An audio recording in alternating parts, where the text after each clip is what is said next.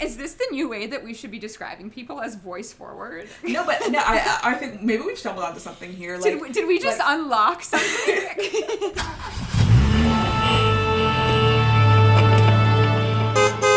Hi everyone, welcome back to Off to Broadway, the podcast where we deep dive into anything and everything musical theater. I'm Tara. I'm Stefania. And in today's episode, we're talking about The Great Gatsby, the musical. This is now the second playbill in the signed series, and you will see if you're watching on YouTube that I have 2 signatures here, and Steph has many. I have 5. So I got, who did I get? I got, obviously, Jeremy Jordan, Eva Noblezada, Samantha Polly, Noah Ricketts, and the guy who played Tom. I must have gotten the guy who played Tom Buchanan. Tom was played by John. I can't pronounce his last name. Something with a Z. Something with a Z. Let me see if I can do it. No. Drojeski. Something like that. And this is an out-of-town review. Yes. We are, again, pre-recording this episode, but The Great Gatsby is now on Broadway when you are listening to this episode. I believe it is in previews, or it's open, one of the two. If it's in previews, it's a little more interesting because things could still change, which I think is interesting when we talk about this show as a whole. Well, especially because the version we saw is the out of town, so our knowledge is not current. Yes. So but still interesting to discuss. Exactly. But as a blanket statement, this is a review on the out-of-town production, not the Broadway production, because we obviously have not seen the Broadway production. But yes, The Great Gatsby is on stage at the Broadway Theater. And we'll talk about whether that's a mistake or not as we go along through this episode. But let's start with the positives, which is we went to Paper Mill Playhouse for the very first time, which is in New Jersey.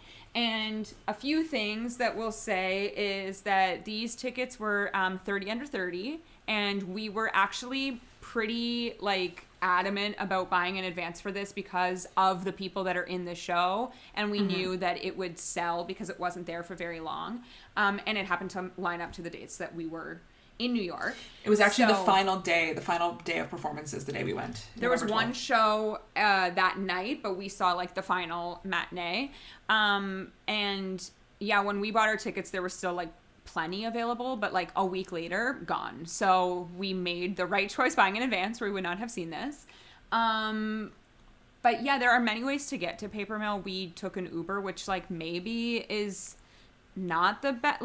We were canceled by our Uber because we were going to New Jersey is the first statement I'll make there. But maybe that's just because it was a Sunday and someone didn't want to drive to New Jersey, you know? Yeah. We had looked into taking subway and trains, and I was the one who was pushing for an Uber because we had luggages with us, and because we were heading straight to the airport after. Yeah. And transferring multiple trains. We're not New Yorkers. Taking multiple trains, and then also they only run the specific ones we were taking were only running every hour, so we were nervous getting there too close to showtime, and because then we didn't have our tickets, we had to show ID, all that stuff. We had to figure out where to put our luggage. We thought it might be a little bit difficult, so I was like, let's take that Uber. Yeah. But I do think you could train in and out from the city very easily. And I believe it's a 10-minute walk from the train station to the theater area. The theater area at Paper Mill is so cute. Beautiful. It's a beautiful area. The theater itself is beautiful. It's kind of Shaw Festival, Stratford Festival vibes of there's one little restaurant that's right across the street from the theater, and you can walk around the entire perimeter, and it just kind of feels family vibes, which is fun. But the theater itself is freaking massive. I was shocked at how big that theater was, which is not surprising to me that they are transferring to the Broadway theater because that theater also very large. They had a lot of they wanted a big stage for this, and so I think that limits you somewhat in your out of town options. But honestly, a beautiful afternoon. We could have gotten lunch or dinner or there, and that would have been really nice. You could get drinks, you could sit outside. They had kind of a step and repeat backdrop set up outside of the theater that we could take pictures in front of, which we did. It was just like a nice change of pace from being in New York City and seeing Broadway shows, being at this like more regional theater. I don't think it's a tour house. I don't think it has tours. I think it's just like regional productions. Yeah, I actually have the cup, the show cup, cup, which is the Paper Mill Playhouse 2023-2024 season. So obviously we have The Great Gatsby. Then after, I think it's actually in order, because I know that Fiddler either just finished or is currently still, I think it was their holiday episode record. Then we have After Midnight. Fiddler is a holiday programming, a little bit interesting, a choice. I mean, yeah. After Midnight, Gun and Powder, and then Beautiful. A Carole King musical. So similarly to how we always talk about these kind of shows when we review them, what was your pre-existing relationship with The Great Gatsby? So like many other people, I read The Great Gatsby in high school with my English class. And so that's basically where most of my knowledge of The Great Gatsby comes from.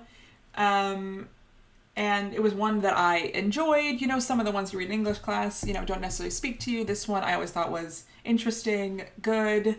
I think it's very understandable once you read the book why people would want to continuously adapt this over and over again. But beyond reading the book in high school, I'd also seen the Baz Luhrmann film, which I did not think, not that I didn't think it was very good, I didn't think it was a good adaptation of the book. Mm-hmm. So that's where I came from that. I don't necessarily have like super strong feelings about The Great Gatsby either way, to be honest. Yeah. Same here. It's basically the exact same. I think we read it in like grade 10, 11, one of those. Yeah, something like that. English. There was obviously a essay that followed after reading the book. Maybe an exam. I'm not even sure. But yeah, I liked the book when I read it. And then obviously I've also seen the Baz Luhrmann, Leonardo DiCaprio led Gatsby movie. I agree that it's not a great representation of the book, but I think that movie is so fun. It's my brother Tyler's like weirdly loves that movie. It was on a plane when they recently went to Japan and he watched it. So we've watched that movie many times. And then randomly I went to see, when my family was in Vegas, a Baz show. And there was like a section of The Great Gatsby where they sang the Florence and the Machine Green Light, which we will talk about Florence throughout this episode as well. Yeah. And it was like Moulin Rouge, it was Romeo and Juliet, it was The Great Gatsby, and I think there was one other, but I can't remember what it was. And it was a very fun, like, variety show. Australia. Strictly Ballroom, probably. Oh, it was Strictly Ballroom, yeah. Mm-hmm. But yeah, it was a very fun, like, variety show. And thinking back about that is kind of what I was hoping that this Great Gatsby would be, because it was so, like, 1920s forward. And I just feel like this production's a little confused. Well, I think, to be honest, the movie, the Baz Luhrmann adaptation, falls into a lot of the same traps that this musical falls into, in that it focuses a lot on the they got excited about making this because of the 1920s style, failing to understand. No, I do think it's failing to understand that, one, that kind of like disappears for the second half. Like, we're not in the fun 1920s parties anymore. And also, it seems like a kind of excitement around these parties, whereas the book is kind of scathing about these parties. Mm-hmm. The book is also like grungy, and this is so like dirty, pretty. Yes. You know what I mean? It really felt, this stage adaptation, felt like the creators only read the spark notes of The Great Gatsby and then made this musical. I don't know if we really delved into the themes. I mean, let's get into the creative team right off the bat here, because I think that it is kind of important. I will also say, this is a situation, I'm trying to find where it is, but in my playbill somewhere here is an insert of songs. So they were still working on this because it was out of town. So if this show is in previews when this episode is released, be prepared to see a slip, because I do think they are still trying to workshop something that they might never get correct. But in a tangent, they almost ran out of playbill. They almost ran out of programs because it was the last day, and they didn't want to give them to us, and we had to kind of like loop around to get some because they were not giving them to people. Exactly. So the creative team of this is book by Kate Kerrigan, which, let's talk about this for a second. I love Kate Kerrigan, but not for this reason, because she is actually someone that normally is like doing music and lyrics. It's Kerrigan and Loudermilk, for anyone that's like ever heard any of those songs. I love like How to Return Home. We've talked about the Mad Ones before on this podcast. She is known for music. She is not known for book, and I think she should still be known for music. We'll come back to that. Then we have music and lyrics by Jason Helland and Nathan Tyson. Now, this is the team behind Paradise Square.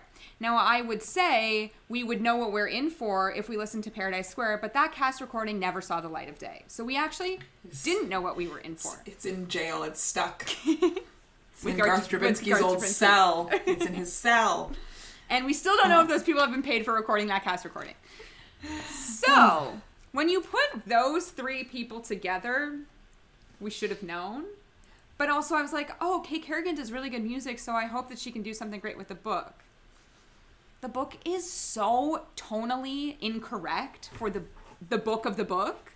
And the music was written straight for Jeremy Jordan and nobody else. So it's very confusing. We have a lot of acoustic guitar when we should be playing the saxophone and trombone.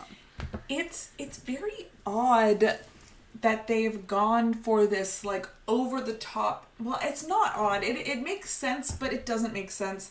They've gone for this there's this like extremely musical theater-y style. Yes. Of music and of storytelling in this. And I don't know if that is quite the way. I mean, it's hard to figure out where to like critique, because we're here at this point. We saw it Out of Town, and when we saw it, we knew it was Broadway headed, but it didn't have dates yet, and now it has dates, obviously. So at that point, we were thinking, I would change this. How can we fix this? How can we do this? How can we whatever? Literally, and to be honest, to be honest, maybe they are changing a lot of this, but I don't feel like the bones were there. Like I don't feel like the bones were there that they could work around. I feel like so much of what is fundamental to this production is what is wrong with this production. And so I think they're kind of stuck. I could be proven wrong. Maybe people will rave about it when they go see it on Broadway.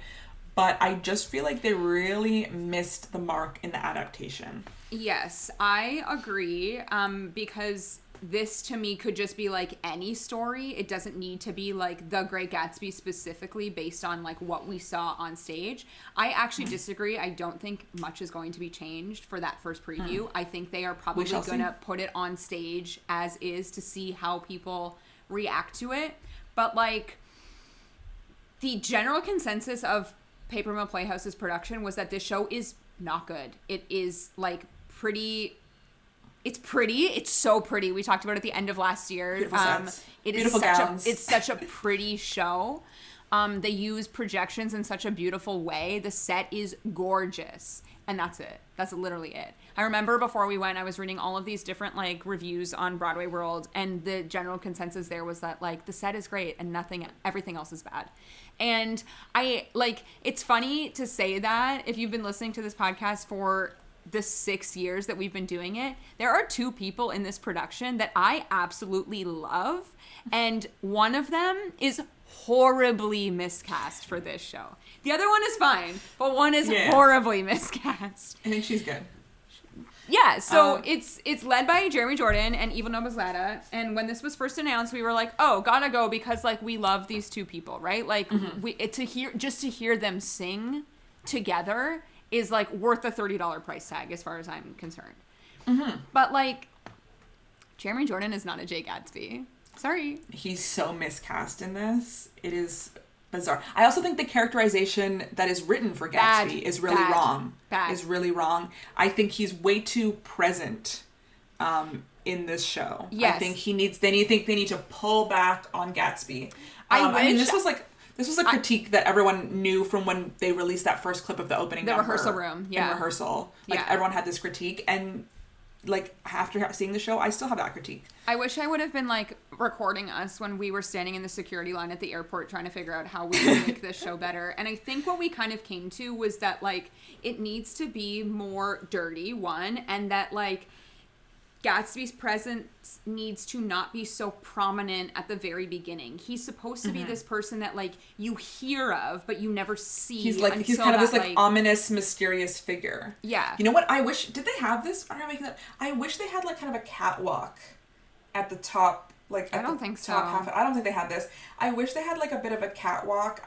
You know how in like, did they have one in Frozen almost? Yeah, they do. Like a bridge kind of at the top. I wish they had something like that like Gatsby could like walk and like look over the parties, like have the parties be happening, have the big dance numbers, and have him kind of be like up there, you know, watching and overseeing instead of like being in the middle of it, being in the thick of it, introducing the audience. The fact that he sings that opening number is so incorrect.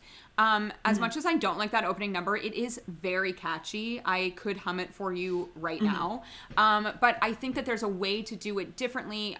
The one thing I will say that I did like about that number is that we do get it again as if like the cycle kind of like repeats itself. I just wish it was like a silhouette of Gatsby, or as you said, like what if he was walking across the bridge or like back to the audience, but like looking out at his party scene happening in like that song needs to be slower and grungier and dirtier.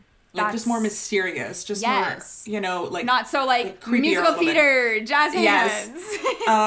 Like at the end of the show, they kind of have him do that. They kind of have him walk out and like look at the green light in the distance and like kind of walk off stage. And I was like, that should have been how the show started. That should have been how the show started. Just like establish the tone with that. Yes, I think like at the core of this is, I think people get so excited to adapt The Great Gatsby because they're thinking 1920s parties, you know, fashion, excitement. But I don't think The Great Gatsby is the right story to be doing all that. It obviously has those elements in it, but if all you're interested in about The Great Gatsby is its time period, is its setting, just do a 1920s then I think musical. you need to adapt something else or do an original story. And I understand that like the name Great Gatsby just has so much audience appeal. Like people are so interested in just seeing anything with that name because it's such like a long-lasting property. And also we do know it just hit public domain, which is why we have this one and this other one that we'll talk about later, like both being into production at a similar time. But it does feel like the only thing that they really are excited about is the 1920s aesthetic and dancing and music, and not about telling the story that is being told. Yeah, because I will say, like, even the Baz version, which is obviously like a sanitized version of this story, it's still kind of grungy, and there's still mystery in that movie. It's edgier. This is not edgy at all. Like, the only time that we see it felt like a rom-com at some point, like a romance. When they're doing that scene, which is in the book, in the bedroom with the shirts, I was like, what is happening right now? Like, it could have been done so differently. To me, that scene should feel unsettling. Like, that scene should feel like, girl, you in danger. Get out of there. Instead it's like, romance. Any time that people were kind of like, oh, Daisy, you shouldn't, I could never relate to that because everything that we were learning about this characterization of Gatsby is like, well, why shouldn't she? Of course she should. Like, he's fine. There's nothing wrong. Like, everything is fine. It was so romantic and lovely when, like, that's not what this is. The grungiest parts of this entire musical, where was like a little bit of edge, is when we go into town and it's like Myrtle's sister's like brothel house. Potentially, ? Was it a brothel? I'm not sure. I don't remember. It was like, there was a bunch of like women that were sleeping with men. A little grungy there. And then that anytime that like George, when we would go to like the car mechanic place, that was like the most dirty of dirty sets. And that is like correct to have like the contrast, let's say, with you know, the high class people versus like the low class people. But even these like high class parties were still illegal because of prohibition. It should all have like a much more illicit feeling than it did. This is the thing, like when people think of 1920s, they only think of like flapper, alcohol, dancing, but it was much like worse than that. Yes, like alcohol was banned, so these were not these like, public displays. This was, in secret, in speakeasies. I was gonna say, this should have been more speakeasy vibe than anything else. Like, he was throwing these parties at his home, but, yeah, it was just, I don't know, it was very open. Here's my vision for a Great Gatsby musical. One, it's immersive. Mm-hmm. We're sitting in round table chairs as if we are. Well, they have that immersive Gatsby experience. I know, in London. Apparently, it's amazing. London, but I my guess is it's probably very focused on 1920s aesthetic and not focused on telling the story. But maybe that's fine to just be like, look, we're focusing on this, we're ignoring this, instead of this, which is trying to I think they should make this kind of similar to the new Cabaret of you enter the Kit Kat Club. You're not allowed to have your phone. It's a whole experience as you go in. Also like Moulin Rouge, you walk in there, it's all themed and everything. Obviously that's not going to happen in an out of town, but to me, Moulin Rouge, they did. I know they did. But Paper Mill is not quite the same level as the Emerson Colonial. But it's just I don't know. I just I wanted so much more for this. And this is one that I think we all kind of walked in with pretty low expectations, which is fine. But I thought that my expectations would be surpassed because they were so low. And then they just ended up being as low as I walked in. So yeah. My vision for it, obviously, we need to cut Gatsby's part way. We shouldn't see him until halfway through the first act. Yeah, he should not be so open with his emotions. He's oh singing my these God. Beautiful ballads about Daisy. You know what that is though? That's Santa Fe. They wrote Santa Fe. I felt so much secondhand embarrassment. Oh my honestly, God, it was awful. It was awful. Although, because I was just did he sound? He sounds amazing. Incredible. No. He sounded so amazing. good, but what he was saying was horrible. So embarrassing. Why is this character? And I think maybe not everything needs to be musicalized. Or I think when you are musicalizing something, you have to be willing to take the risk, and not everyone needs to sing. Or not everyone needs to have 5 songs. Okay, your lead character, I'm thinking back to something like A Band's Visit, let's say, which wasn't my favorite, but that main character never sings because he's so repressed, he's so bottled, right? Mm-hmm. And I think that's a very powerful thing to do, to have everyone be singing, but then to have a character be so contained. And I think that tells a lot of story in a way that maybe having him sing this, schmaltzy love ballad has not told. I think you can tell story by holding back. I agree with you, but when you cast Jeremy Jordan in this role, there was absolutely no way that would ever happen. I know, but let's talk about how he's extremely miscast. He's doing the worst accent I've ever heard in my life. He's actually switching accents throughout the show because he doesn't even know what he's doing. His acting is not good. His voice, hair, everything. It's just not. So bad. It's just bad. And I know what they were going for. I know that they were oh, leading man, everyone's favorite, Jeremy Jordan, obviously has to be Great Gatsby. But no, he actually doesn't, because it's not. I don't know. But he'll sell tickets, so do they care? I don't know. Yeah. Okay, back to my vision. My other vision is, okay, we love the 1920s aesthetic, so we have that great opening number. Which is wild, bold, whatever. I think we need to keep bringing it back. I think we were talking about this, the ensemble, we lose the ensemble for so much of the second half of the show. They're just not in the show anymore. I think we need to kind of have maybe ghost dancers. As things are happening, you have 3 or 4 dancers come on and do choreography in a slow, moody way. And they're just singing things and haunting Jay or haunting, what's her name? Never remember. Myrtle, Jordan, Daisy, all of them haunting Tom, haunting all these characters, or bringing that music and bringing that ensemble, and you get to see more beautiful choreography in different ways, and I think that would do a lot to. I wonder if if I don't want the character of Gatsby to be singing that much, if he's haunted by this these party girls in flapper dresses and singing what he's thinking instead of him having to verbalize it. I think that could be a more interesting way. Yes. I also think because correct me if I'm wrong, but I feel we don't get so much internal thought from Gatsby in the book. Not in the same way. It's not from his perspective, right? Yes. you get an outsider's viewpoint. I think that's interesting. That's why you get Nick. He's coming in as an outsider and observing all of these people. And I think you lose his viewpoint in this. Like, yes. The book is from his POV and the musical is not from his POV. Nick's POV. Nick's POV, yeah. Yeah, the musical is from Gatsby's POV, and that's wrong. Yeah, it's more like omniscient. Yeah. Like, you see, like, lots of things happening, let's say. Whereas I think what's interesting about the book is that you're only seeing what Nick sees, right? So you're piecing together this story and everything from what he sees and what he hears about. Right. As you were talking, because this is going to come up, so let's bring her up right now. I did just go to the Gatsby B-Way website, which is the other Gatsby, and they have updated their website, and it does say pre-Broadway performances begin at the ART May 25th. So, I think we had discussed this, not publicly on the podcast, but we've talked about this before, of like, obviously the dueling Gatsbys is a thing, two very different visions. I can pull up the other Gatsby on my phone in a second, but like for those watching on YouTube, this is obviously the like classic gold, whatever, looks classic, like yeah. It looks like the movie poster to me more than anything.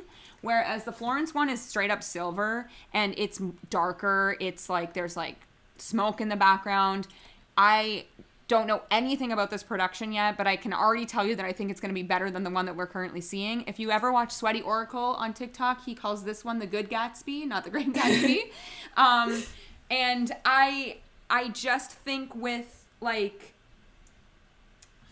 there's a way to either, as we were talking about with Back to the Future, do a direct adaptation, then there's a way to do something different, and then there's a way to do something wrong. And I feel like this one is kind of the wrong vision. And again, knowing nothing about the Florence one, I feel like they're taking so many leaps and bounds and liberties that whatever it's going to be, at least we can walk out of that and be like, oh, they tried something. Whereas this, they didn't try anything. Well, they tried something, but they tried something that was wrong. Yeah, it felt like such a direct adaptation. But, like, I don't think it did feel like a direct adaptation of the book, though. It felt incorrect tonally. Yes, like, sometimes you need to swerve in order to capture the essence of an adaptation. Like, a lot of times you think you need to drive, like, the exact same road, because plot-wise, like the events that occurred on the musical are exactly what occurred in the book. Right. So they drove down the same road, like, the exact same road, but yet they didn't, capture the same essence of what happened. Whereas sometimes, you can swerve, you can take a detour and maybe get the same energy or same essence. I mean, we'll have to see, we'll have to find out that something else did, especially when you're working in different mediums. Like, you're not gonna be able to do the exact same things that a book is able to do, because you're just a different medium. You're telling a story in a different way. So you're going to have to think, okay, well, how does that work for the medium that I'm working in, versus the original medium? Yeah. The other thing too with like the Florence version, and it opening like this summer in Boston first, it honestly feels like this Broadway transfer for the Paper Mill one was like, we got to get in here first. We need to. I agree. It feels like a race. And it always kind of felt like a race until I saw like how far apart these two shows were happening. But like, I think everyone would agree that seeing what we saw in that theater, like, it was not ready for Broadway. It's still not ready for Broadway. So I don't know if they're just doing this for like a potential nomination here. Like, I just don't understand why this is happening. Yeah, I mean, as we speak about this like extremely crowded Broadway season, sometimes you don't really have a choice in those things. I know we've been like, everyone should hold off, but sometimes the theater is ready and you don't know if the theater is going to be available, a year from now without you paying rent on it, let's say. So then you're dumping money into something. Yeah, you get into kind of like trouble in that way. It's like, the theater's open right now, this is what's available, I can't guarantee it'll be ready next season, so we gotta jump on it now. But yeah, it doesn't feel like they're going to Broadway because they're like, wow, we have the strongest show we could ever write. It feels like being rushed to Broadway when it's not ready. Who knows, maybe they do feel it's ready.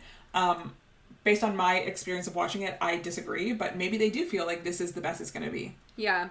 The other thing too that I think is like kind of the wrong way to do this part, or maybe like not enough, but like to me the green light is almost a character in that book, and here it feels basically non-existent. Even though they're like trying with their advertising online to like have a flicker of a green light. I mean, they literally have a song called Green Light, but it just doesn't feel... My green light. My green light. It just doesn't feel like it's evoking the correct emotion. Like it's longing of like... There is no... Like, in this musical, there is no longing because he gets to her so quickly and they like have this relationship so instantly that it's like... Well, where was the, like, she's unavailable? Because to me, in this version, she's always available for him, you know? Yeah, I don't know. It's odd. It's just, like, the whole thing felt just, like, odd. But please tell us how much you like Sam Polly. Oh, she was fine. I didn't... I feel like you walked out of that being like, she was my favorite character. Oh, I thought she sounded really good. I thought she was good. Like, I don't feel like strongly about any of the performances in this, really. It's true. Nothing was really like stand out. I thought even Noblezada as Daisy was like good characterization, good acting. I think they like kind of like got her character a bit better than they got Gatsby's character, and I felt like she played it well. I think she was like cast well as this. I liked, like, I thought like Myrtle was good. Myrtle, and what's her husband's name? George, right? George Wilson. Or Wilson. Yeah, Wilson. Is his name even I thought George? he was good. Yeah, George Wilson, yeah. George Wilson, I thought they were good as well. There is, at this time, one recast here. Stanley W. Mathis, who plays, like, Meyer Wolfsham, has been recast by Eric Anderson, which could give this character more to do, just because Eric is obviously, like, a Broadway staple at this point. I felt that like someone should be kind of narrating this version of this show, and maybe if it's not Nick. If it's not Nick, who is played by Noah J. Ricketts, who is fine in it, but honestly really has zero to do in this show. Even the like Jordan-Nick relationship is very fast-tracked, it feels like.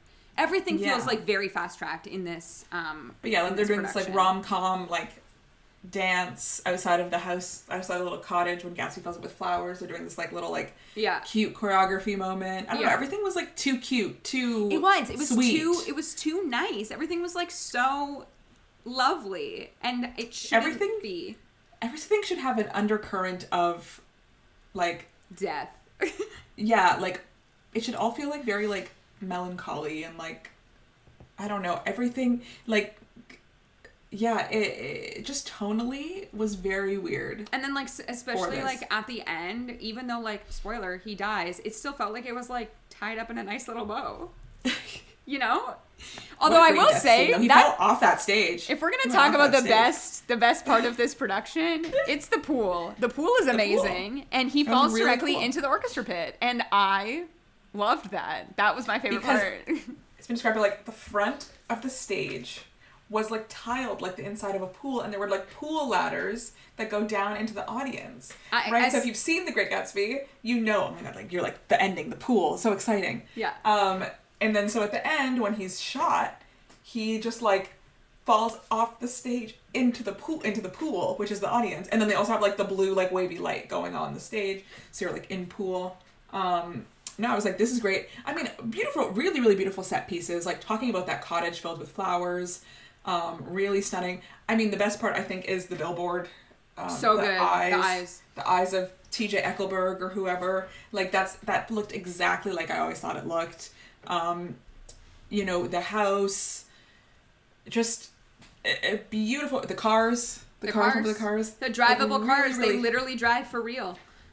They do. I think I saw that in it was like a behind the scenes TikTok. Yeah. You're like driving the car. And it's like operates like a real car. Yeah. Really, really, again, this is one of those shows you can see where the money was spent. Like everything looks expensive and luxe, as it should. Everything really looks like it's so much practical set. Like integrated with projections. They like enhance practical sets with projection. It's literally instead of like replacing. But it's some of the like clearest projections I've ever seen. Mm-hmm. I don't Really know beautiful. what they're using projector wise, but like it's almost as if it's like movie level. It's very, very impressive. And as I said at the beginning, like this is such a large stage at Paper Mill. It's like that projection screen is freaking massive. So, and I know that Broadway can do it because I've seen it with like King Kong with a gigantic projection or projector screen. So they definitely can do that there. I don't know. I just have like so many like, why when I think about this show specifically. The other thing, getting back to the musical numbers, there are way too many songs in this show because so many of them serve no purpose at all. It's just like, as you said, it's a musical. So we got to make it super musical theater. And they chose this like musical theater genre. And if they're sticking to that, then you got to sing as much as you would in like an old-timey musical. And I just don't think that works for this specific story. I don't know. There's like so many question marks beside this. To talk a bit more about the Florence, should we talk about rumors of what we've heard? Well, it's interesting to talk about rumors because we're pre-recording this, and maybe rumors will be confirmed by the time I this mean, is coming so out. it's not. Oh, it's gonna like it's not in Boston until May, so there is some time, maybe a month. No, I know, but if this is coming out in April, let's say maybe they'll have announced a cast or something. There are many rumors. Who have we heard rumored? Rachel Zegler. So again, Darren Criss, Isaac Powell, Joshua Henry. Wow. So again, we are pre-recording. We are pre-recording this episode, but I am hearing from, as previously mentioned, Sweaty Oracle, who is like really Sources? got all of the information on all things. I don't know, like who are his sources? If he ever listens to an episode, like, can you please let us know who your sources are? Because crazy. According to him, this is obviously rumors, and this is old now when you're listening to it, but Darren Criss is no longer attached to the project since he has taken on Little Shop of Horrors. So he is out of Gatsby, which is But he'll be gone from Little Shop by now. Like no, but he left Little Shop by now. He's just like no longer attached to the project. Apparently, there's another workshop happening before the Boston production. Rachel Zegler is also no longer attached to the production. Interesting. Isaac Powell is 100% attached to the production. Now, I like him as like a Nick Carraway, character. No, he is attached as Gatsby. No, that's so bad. I agree that he's a Nick. I don't think that he's a Gatsby, but That's everyone's so kind of bad. like, remember when we didn't know what he would be like for Tony and then he was actually like revolutionary? I think they feel like the same thing is possible here. I just feel like this Gatsby is not He's so young. Maybe that's what they're going for, because Rachel would have been so young too to be his Daisy. Yeah, but I guess, but like Daisy is. I don't even know how old Isaac is. I want My someone age? with more presence. Well, we also heard Josh Henry, which I think is much better. I like that as a Gatsby. I still think that Isaac is like a Nick, to me, at least. Yeah. And that's not saying that like he couldn't still be like Tony nominated for this role. Nick should be a bigger role than he is. Yeah, but you know, this is the thing, right? I guess it's hard to like truly have judgments of this. If this Florence production is truly so like avant-garde as we've been hearing, maybe, you know, our like preconceived notions of these characters should go out the window if they're doing like really different things. Whereas like this production seems to try to be like a really direct adaptation. So I'm going off of based on what I feel and what the intention was in the book, and that's why I feel like certain people are miscast. And if you're saying, well, they were going for something different, it's like it doesn't actually appear that they were going for something different. They just didn't do it right. Whereas if they go so avant-garde and so out of the box with this other production, then it's hard to make a judgment on whether someone is miscast or not, because what is their goal, you know? Yeah. I mean, like, anytime I hear anything that's going so far off of the original source material, I only think of West Side Story 2020 because that was so far off the original source material. Right. Well, I'm thinking like Oklahoma, right? True. Like, True. something like Oklahoma where, like the source material, well, like the source material was there, like the book was there, the script was there, but the characterization or the interpretation, the staging made it different. The other thing that like kind of been hearing is that there might be some like natural elements involved here. I've heard about sand. About sand, and then also the like only thing on their social media that has any audio is waves. So interesting, because they look over water, right? A lot, like that's where the houses. The houses are across water. He looks over the water to see the green light. So.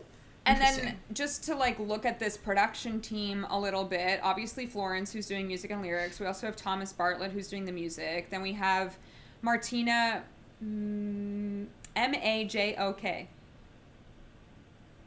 How would you say that? Majok? Yeah. Majok?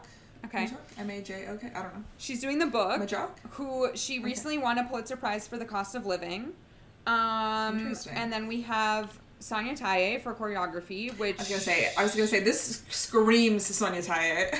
Which, like, as you were speaking of like these like ghost flapper dancers, I want like to shadows. I almost want to see like contortion.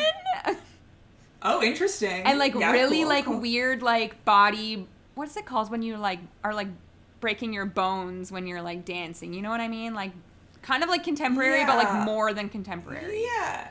I want to see, like, weird movements. Weird shapes, yeah. Yeah, like, this is not, to me, like, a clean, which this one is, the Paper Mill one is, like, a clean dance choreography moment. And I'm just thinking of, like, my favorite thing that she's ever done, which is, like, Backstage Romance. I want that, like, grungy, like, hit-hard choreography. Although, like, if we're going to be in the sand, I'm not really sure how this works. Like, there's so much going on here, and then finally, like, Rachel Chafkin is directing this show. So, you know what's interesting about this? Where's, like, Diane Paulus for ART? Where are you, Diane Paulus? Yeah, because she's an ART kind of, she's the ART girl. Yeah. That is very interesting. I just don't think that this is a Diane Paulus situation. No, I think this is more of a Rachel Chafkin kind of show than a Diane Paulus kind of show. Because I'm even interesting, like thinking like a female director, immersive. Rachel Chafkin did Great Comet. Well, I'm also thinking about Hadestown and how, like, I know you don't like that show, but like when we think of like grungy and kind of dirty, like Hadestown does give us that. Like, it's I wish Hadestown was dirtier. I wish it was dirtier. I wish it was dirtier too, but like in terms of like Hadestown versus Gatsby, Hadestown is much grungier than like this Gatsby is. Like just the whole set design in general. I wonder who's doing the set. There was a TikTok recently about rumors of set designers, but I don't know who it was. I just like, again, if you're gonna do such a well-known property, you either do it exactly as is, or you do it completely different. And to me, this Paper Mill Gatsby is somewhere in the middle, and that's its fault. That's its downfall. Why do we feel like after seeing this version, after seeing this out-of-town version, do we feel what do you think drove this specific group of people to adapt Great Gatsby at this time? Like the creative team? Yeah, like, what do you think about it called them? I think Jeremy Jordan and Eva Noblezada were available, and they wrote this show for them. I'm being serious. I do think that whenever you write a show for, like, Jeremy Jordan's he's a high tenor voice, I think you kind of write yourself into a corner, because now we're looking at it, and we're like, I don't know if Jeremy Jordan is right for this show, for this part. But now you're stuck, because who else can sing these songs? Right. I mean, like, to be honest, like, we say cut the songs, but if you're not going to do that, who else can sing these songs? You've written yourself into a corner. Because, like, think of Newsies, right? Which also started at Paper Mill. I would say that a lot of that score was, like, written with Jeremy in mind. Santa Fe specifically was written for Jeremy Jordan. And then everybody that came in after... That's from the movie. That's from the movie. No, sorry. But the way that it's, like... It's the octave that it's written in is written for his voice. It's not sure. It's like it's orchestrated for him. Like when you have and someone also like doing when Christian Bale process. sang it, he was a literal child. So like no, I know, but like yeah, like when you're an original cast of a show, it is they're working with you. It's natural that your talents, your specific skills, your specific vocal style, like works its way into the DNA of a show.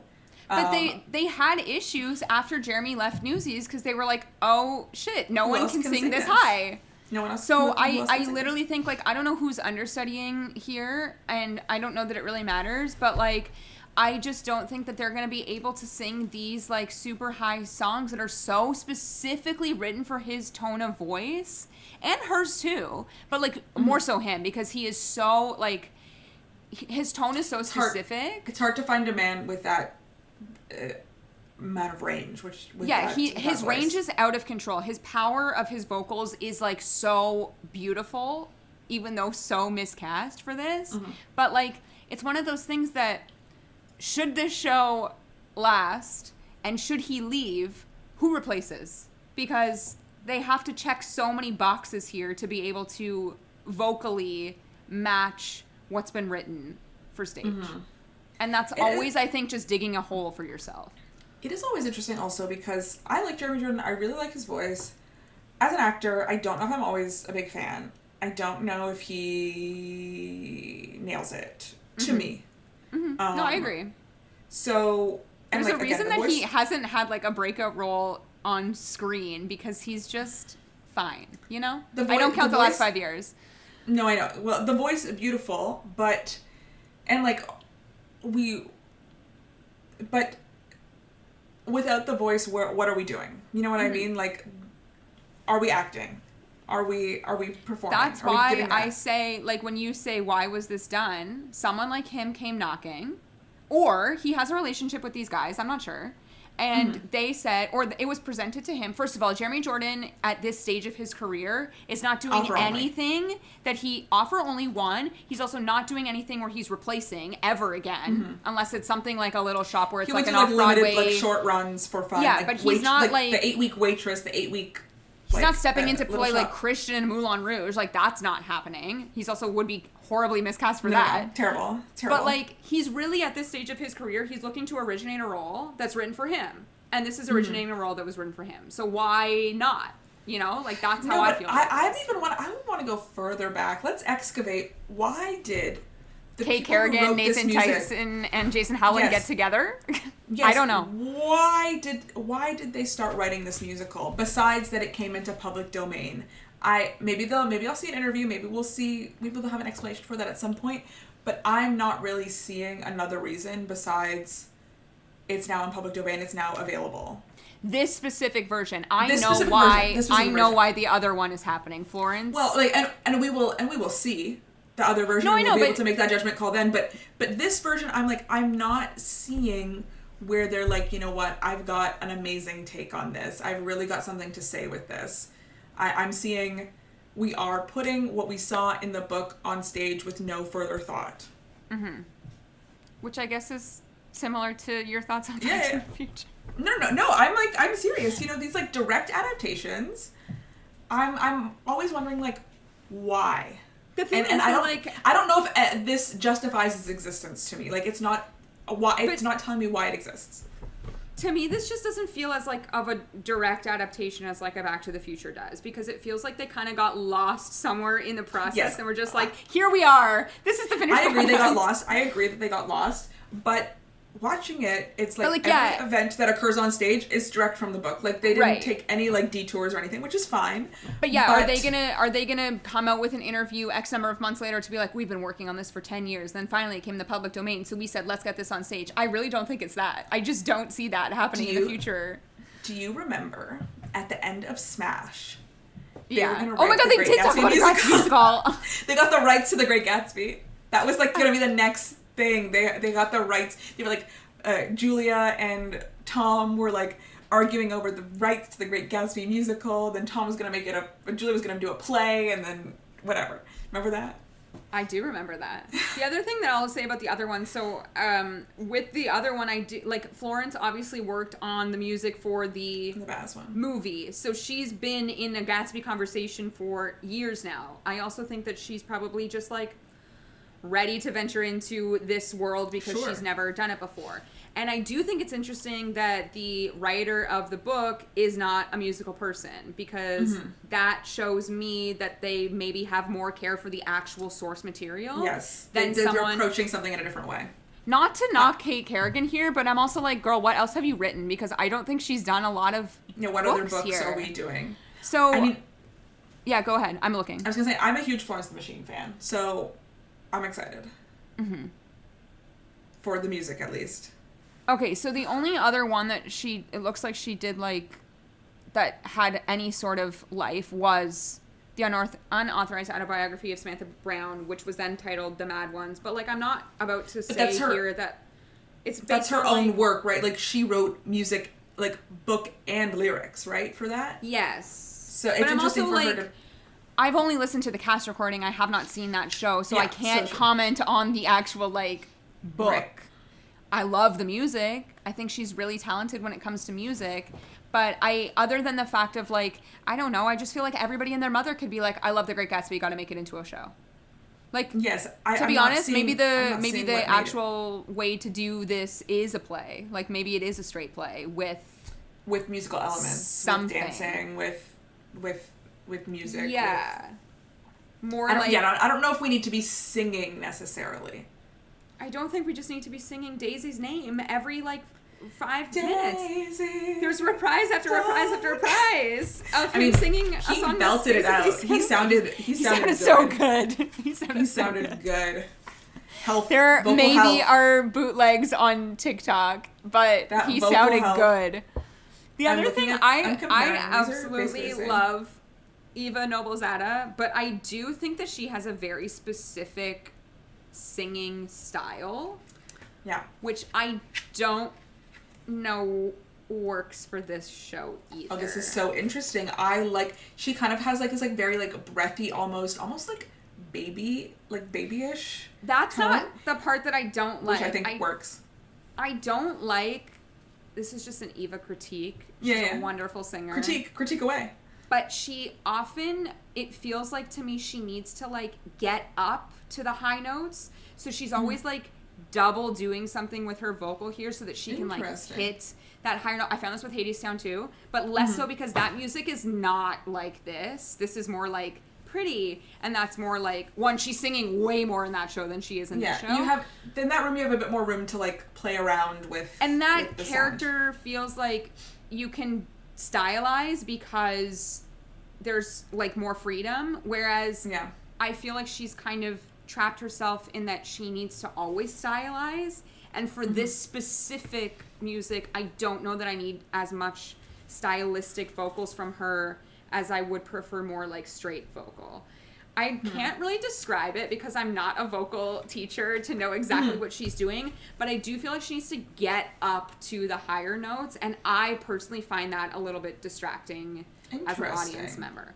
I think it's beautiful, but I just think that, like, every time, I don't need it every time, and I don't know if that's, like, a vocal health thing that she's gone through, because, like, she's, I don't know, like, sung so much in every show that she's in. She's never just, like, singing for the sake of singing. She's always, like, at the top of her register belting as loud as she possibly can. So, like, maybe that's now what she has to do to be able to hit these notes, but then I say maybe it shouldn't be her. Even though I think she's good in it, and she's probably, like, one of the better cast members, it's just a little distracting to me personally. Yeah. Well, that's so interesting. It's, like, not something that has registered to me anytime I've heard her, just because, like, I just don't think about it in that way, if that makes sense. Yeah.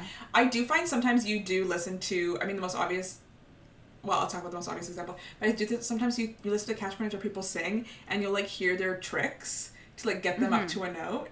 The most obvious one is at the end of Wizard and I. She says, like, wizard and lie, because to get that I out, it's easier to do it with, like, the L before. And it's just like, sometimes you just gotta do what you gotta do to get that note on that day. No, I agree, but I think for a character like this, which you said, like, the breathy, like, baby sound kind of works for that. However, then we flip into, like, oh my god, it's Eva Noblezada singing. Which I also can make the exact same argument for Jeremy Jordan of, like, as we had spoken about Hugh Coles committing to the bit for George McFly never losing, I feel that these two put on accents for their acting parts, but then we just flip into vocals of their true personal personas, which takes me out of it. I don't know if it was, like, two unknowns that were doing it, if I would feel differently. I probably would. But, like, again, we're hearing this terrible accent from Jeremy Jordan, and then he's flipping into his regular voice. And that, as a viewer, it's very distracting to me. Yes. That is I Yeah, also feel agree. like, in I think general, it's hard. I always am, like, looking for vocal critiques because, like, these are two very popular people, and I think I had said this, like, when we saw it, when it was at intermission, I think it was like you and Shara maybe saying how much you liked her, and I was like, it just sounds like Eva to me, and I feel like she should sound like Daisy. I feel like, okay, this is an interesting thing because when you, let's say we're talking about a movie and you see Meryl Streep in a movie, right? Even no matter how good she is in a role at this point in her career, she is Meryl Streep, right? And sometimes, and sometimes, like, the more famous you get or the more well known you get as a performer, the less you're able to, like, disappear into your roles. And so the more someone, you know, replays that, like, you know, 8 bars from Wait For Me in Hadestown over and over and over again, the less even Noblezada is able to disappear into another role in the future, because everyone is so attuned to every single, like, nuance of her voice. And the amount of times I've watched Jeremy Jordan sing is all coming back to me now when I hear him sing something else, like, hearing those, like, vocal, like, things that are so Clips, specific to him yeah. pulls me out in that way. Like, the more you get to know someone outside of their, like, acting and work, or even the more you see something in someone else when they do something new, the more you're likely to be pulled out. And does that make sense? Yes, but also then you see something like Merrily, Right. where we're watching Jonathan Groff, who I have seen in every possible medium No, I ever. know. And to me, I was like, oh, that's a different Groff I've ever seen before. So No, I don't it is know. Some things work and some things don't. Some things work. I'm trying to think of, like, another example of, like, I guess Hadestown is another example of that. Of, like, to me, that part was written for Reeve Carney. So, like, anybody other than Reeve Carney is not doing it as good as he is because it's written for him. Which I guess is the same argument of, like, written for Jeremy Jordan. Anybody else that walks into it will not do it as well. But, like, someone like Reeve, like, disappears into that role because it's literally based on, it's such a perfect match. Life. It's such a perfect match between him and the character. He walks in and out of the theater in basically the costume he wears on stage because that's how he dresses. But I do agree with what you're saying of, like, we are given so much and so lucky to be given like 54 Below performances on YouTube, or, like, Eva's always posting her, like, Green Room 42 on her Instagram page, or, like, we're so like lucky to receive all of this. And yeah, it takes me out sometimes, and then you see a performance like Groff, and I'm like, oh, that's how you act. That's how you sing. Yeah, like, that's how you perform. I don't know why I feel that way. And I do think, like, Groff in that performance is, like, such a perfect match to that character or the characterization that we're seeing. But not once did I sit in that theater and I was like, oh, that's Jonathan Groff. Not once. Whereas in this show, all I could think about was, oh, that's Jeremy Jordan trying to play Jay Gatsby and doing a bad job. Well, yeah, and, like, that was for various reasons. You know what I mean? That was for a multitude of reasons. Whereas, like, not to say, and again, casting might be out, but, like, someone like an Isaac Powell does feel like someone that, like, disappears into a role. His Maria was the best thing we had ever seen on stage. So good. If it is him.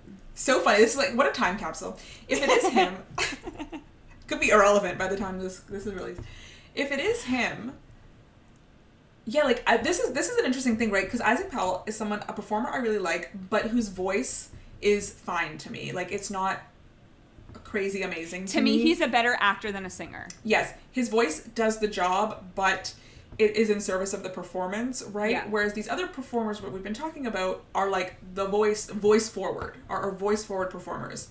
I actually think that Darren Criss would give the same distracting effect to me as Jeremy Jordan. Yeah, I think Darren Criss would also be bad, but I also think he's a Nick to me. However, I never saw it, but his Hedwig was apparently incredible. So maybe he can characterize. The interesting thing about Hedwig, again, I haven't seen Hedwig, but the interesting thing about Hedwig is, like, that character is a performance in itself. Yes. Right? Like, that character is already kind of over the top, doing different things. Like, whenever you want something to be grounded, that's when it's hard, when you want a character to feel a bit more grounded, I think. But it is hard. I think exactly what you're saying of, like, we are almost, like, too exposed. Like, these people are celebrities to us because we've seen them in so many things that, like, the exposure limits, although maybe they're just not as good of actors as we think they are. Maybe. No, but yeah, like, I think Jeremy Jordan specifically, is a very voice-forward performer. Yeah. Singing forward performer, and other things are secondary in and it. and like that's a knock, but it's also not, because if you've got it, flaunt it. No, absolutely. Like certain things that's like really perfect for, you know? Like the last 5 years, although that movie is like kind of trash, that's a singing heavy like show. It's sung through. It's a sung through show. So that makes more sense to be like voice forward than performance, in my opinion. Mm-hmm. But yeah, I know that I could make the same argument that Eva is a voice forward performer at this stage in her game. I agree. Yeah. She has an amazing voice, stunning voice. I actually would have preferred to see her in the other Gatsby. I think she would have been really interesting in the other. Well, I mean, who knows? Maybe we'll like see a clip from it and be like, absolutely not X immediately. But she's worked with Rachel Chavkin before. I know, but right now, like the mystery of that Gatsby, I really want to like, go. Getting me I so feel like excited. we need to figure out a way to go to this. We'll talk about it. We'll discuss. I just feel like when else you have an opportunity to see both versions of the same property, both out of town, both compare them. Mm-hmm. I just feel like it's a very rare thing to do, and also this one is pre-Broadway, and I feel like whatever happens at ART, there's potential for like stunt casting this and for New York, and I don't know. I'm just like, so interested. I always love seeing a pre-Broadway because I really feel like it's a super interesting insight into the creative process, like seeing a show before its final form. Like, only a handful of people got me. to see Shake It Out sung on stage, and we were one of them at Moulin Rouge. Yes, by Florence and the Machine. No, you know, I really think it's like... only a select few audiences were able to see Aaron Tveit sing Chandelier. Only a select few. Only what about Aaron? Do you think that Aaron could be a Gatsby? I mean, vocally, but I just don't know if he's the right kind of actor for this. He's also kind of a bad actor. Very actor. Specific. Yeah, no, we've talked about this before. Although that's why I'm so kind of interested in. He's voice forward. I know, but Sweeney feels like it's a combo. You know, like you got to give both. But I also felt the same way about like Josh Groban, who's obviously voice forward. Josh Groban is voice forward, but Josh Groban's acted. He acts. Is this the new way that we should be describing people as voice forward? No, but no, I think maybe we've stumbled onto something here. Like, did we just unlock something? Because sometimes musicals, you know, we struggle with like, we're like, is it the book? Is it this? Is it this? And it's like, what are they prioritizing? And a lot of times in a musical, it really feels like they're prioritizing the songs, understandably, but to the detriment of a book, to the detriment of a storyline, to the detriment of cohesion, and I think it's interesting. Just love that like two people are talking about vocal performances who like the last time I took a vocal class was in grade 12. You've never taken one, and I actually did used to take voice lessons. Please. Obviously didn't help, but I did take voice lessons for a summer when I was 9. So for you to slander me like this. But we have no music theory knowledge, so... Yeah. No. My voice lessons just committed... my voice lessons that I took were just me, like, singing Somewhere Over the Rainbow with my piano, with this woman at the piano, like an Eastern European woman. Did you go to someone's house? No, it was at a studio. I don't remember where it was. What was the end goal here? Sorry, we're really diving. What was the end goal here? I don't know. Did you hope to be a singer one day? No, my mom always told us when she was happiest, when she was like in school, when she was younger, was doing like arts classes. She was in band and in choir and thing, and so she always like put us in lots of art stuff. So I took art lessons, I took dance lessons, obviously I took piano for a while, I took vocal lessons, I did theater camp, like I did I'm learning so many much. different things. Yeah. So I was just in voice lessons first. My brother was taking guitar at the same time. And so they put me in voice lessons, so we were both there at the exact same time. Just like a half hour. I don't remember ever learning to read music whatsoever. I did take piano lessons for like a few years. Wow. Like nothing has stayed with me. This was even before that, so I was like little. So musical. But I don't remember. What a triple threat you are. Terrible at this. I cannot play the piano. I cannot do a single thing on the piano. Like, please know that. But yeah, like, and I don't remember ever like learning to read music in my vocal class. I just remember she would play the piano, and we would just I just read, sing the song with the lyrics in front of me, and we would try to project. Wow. I don't remember any technique being imparted on me, but I just wanted to correct you there. I have taken voice lessons. I'm so sorry. Yeah, I took vocal throughout, grade 9 to 12, but, I know nothing. I was told that I'm a pretty decent, ear singer. Mm-hmm. So, if you hum me something, I can hum it back more than, looking at sheet music and be able to, right. do something about it. But that's really the extent of my vocal lessons in my life. So, but we have unlocked a new term here, and we're going to be using it going forward when we can't quite figure out why something doesn't work. Are they a voice-forward performer or not? And I think it's a fair statement to make. Mm-hmm. We have 2 voice-forward people in this production, and maybe that's a downfall. And sometimes you want something like that in a show. Let's say something like 6, maybe. Yes, maybe that's what we're looking for. Should all be voice-forward. Yes, that's what we're looking for, but not always. But something that has a little bit more... Actually, anything that has, a book should be acting. It really depends, because, Moulin Rouge, I've different, always kind of been fine with Aaron's lack of chemistry or whatever. Well, here's the thing, too. It's always kind of worked. He's voice forward and a pretty face, so... Yeah. He's got a couple things going for him there. Wow, this, inadvertent Jeremy Jordan diss. You know what? I love Jeremy Jordan. Yeah. What did we see him in that was, vocally, my God, so good? Was it the Stephen Schwartz night? Yeah. I think that was. Yeah. Yeah. When he's out there. I would buy a ticket to see him in concert. This was the first time I ever saw him on stage in a musical, I think. I'd seen him perform before, but this was the first time I'd ever seen him do a narrative. I think me too. What else would we have? I mean, we did watch the taped Newsies. Yeah. Which I also think he's good. I think he's good as... Yeah, because it's he gets to play I don't know, maybe he's a better character actor than oh, no. Yeah, maybe he should... No, but maybe he should be doing... Maybe he shouldn't be doing, serious leads. Maybe he should be doing more, fun things. What else would I have seen him in? I don't think we've seen him. You saw him in American Son. Remember you saw American Son? Oh, yeah, play. Ugh. I don't recommend. He wasn't a very good actor in that either. That's when I was really in my true peak fan stage. You saw American Son for that, man.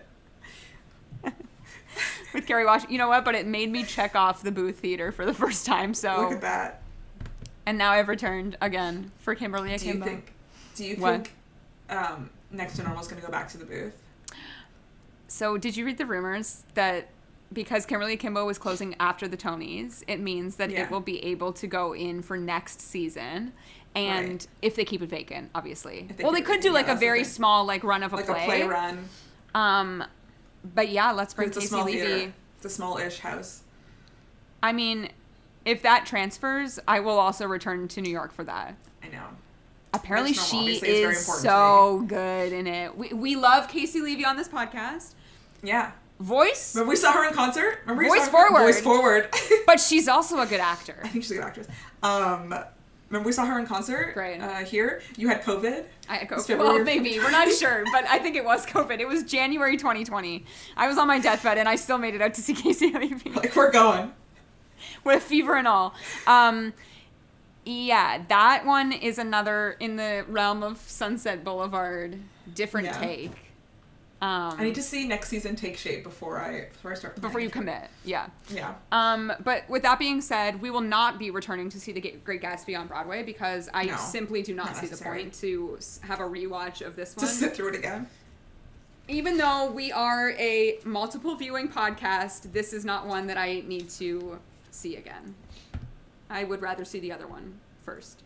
But with that, let's rate it. What are you rating? I forgot about that. I'm gonna rate this a 4 out of 10 feather in your headband. Oh my God, that's so low. You only put this one number above Back to the Future. Yeah, I did. I was bored. Wow, I was also bored. bored. Yeah. Honestly, the worst sin you can commit as a show is be boring. Yeah, I don't even know how long it is, but it felt long. It took forever. It was so long. It felt forever because all he was singing was Daisy.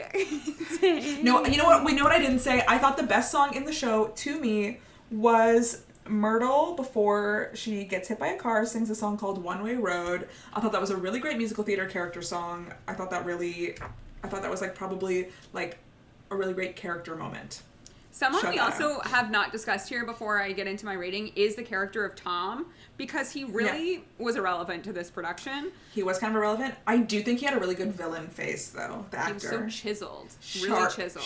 He had a sharp cheekbone. But that's another character that I think they really could have made, like, mean and grungy and kind of gross, and it was just like, wow, this man's like good looking and I kind of trust him too, so whatever. Yeah, we're not getting contrast between all our, and maybe that's the point, you know, they are kind of like all the same when it comes down to it, but you know, like, but yeah, whatever. Okay, I'm gonna give this a 5 out of 10. Wow. I don't even know what did you give it? Feather and a headband. I don't even know if there were feathers. I'll give it green lights. Again, as we said at the beginning of this episode, we walked in with low expectations, but I still expected so much more. So much more. And really was just left exactly how I walked in. I just, like, Kate Kerrigan, if you ever listen to this, it doesn't even matter because the show is now open on Broadway, but, like, I have notes. And I'm willing to discuss them with you. But yeah, this is another one again. We'll see what happens come awards time. It's a very, very busy season, and I don't know that Broadway's faves, Eva and Jeremy, are going to make the cut. Sorry, we'll discuss them at some point, but like, they'll only be a discussion. I think they just live on a long list, which I don't think was what they were hoping for when they transferred this production. It's a really crowded season. One of the most musicals opening ever. Like, it's a lot. It's a lot. But yeah, that's our thoughts on The Great Gatsby, a new musical. And it's now time for our obsession of the week. Okay, Steph, what's your obsession?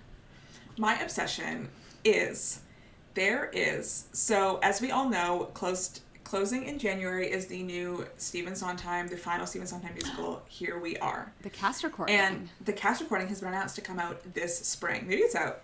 The cast recording. But as a teaser, for this cast recording, they released kind of a 35 second clip of the band playing some of the music. No one singing, but just the band playing some of the orchestrations from the show. And honestly, I listened to it and it just brought like the biggest smile to my face. It sounds so quintessentially Steve, like just the way that the orchestra is, you know, that horn section is going.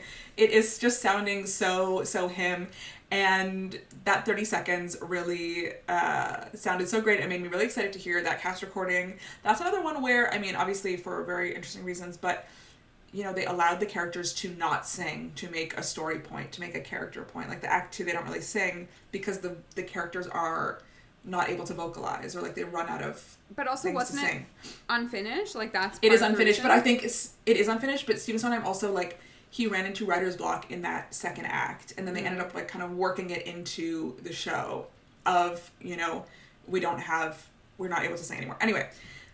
So yeah, just hearing that 30 seconds just got me so excited for this cast recording and to hear kind of this like final piece of work be released to the world and to get to have a permanent record of that work with this amazing all-star cast. So it's kind of a pre-obsession with the Here We Are cast recording. Maybe we'll check in with you Maybe later. Maybe we'll check back in when it comes out. And if you actually still feel the same way. But just that little piece of music just made me feel so good.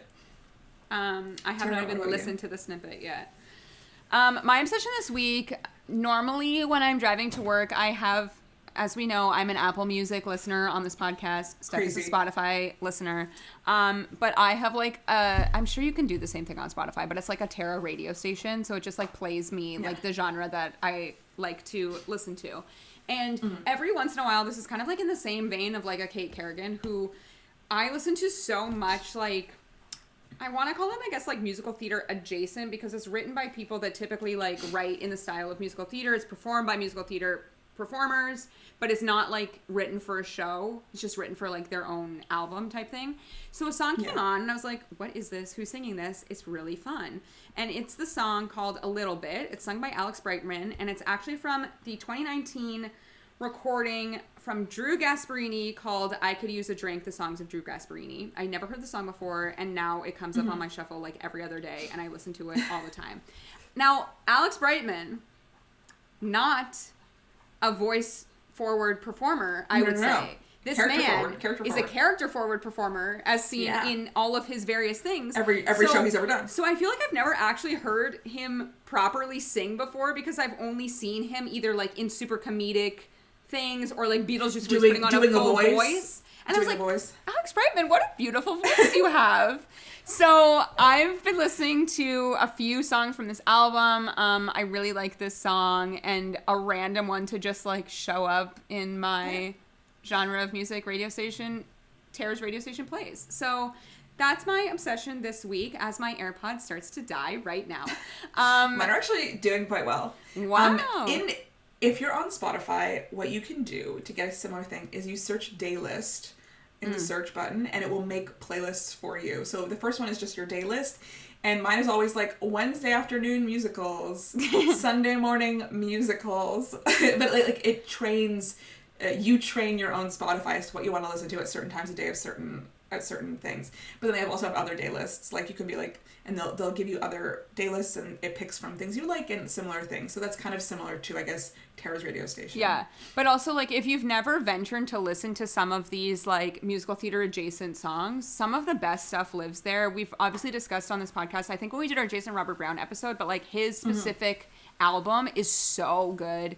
There's like many people that just write songs that were like maybe supposed to be for a project but just like didn't quite work for a trunk song, if you will. Trunk song. And some of them are so good. My vocal teacher in grade 11 like showed us a lot of these, and it's been something that's like stuck with me since then. So it's just like if you're ever looking for someone that you love and want to hear if they've ever done something that's not like in a musical, just like search their name and see what comes up on YouTube. And that's how I found all of these like at the beginning. Or maybe it will be in your like everyday playlist like it is mine. So that's my obsession of the week. That's our thoughts on the new Great Gatsby musical, or maybe The Good Gatsby, as people are calling it online. And if you want to listen to any of our other episodes, you can do that by subscribing to our podcast wherever you listen to podcasts. You can also watch us on YouTube, and don't forget to subscribe and leave us a comment. And you can follow us on Instagram and Twitter at Off2Bayway Podcast with the number 2. And on TikTok at Off2Broadway, also with the number 2. And we'll see you guys next time. Bye.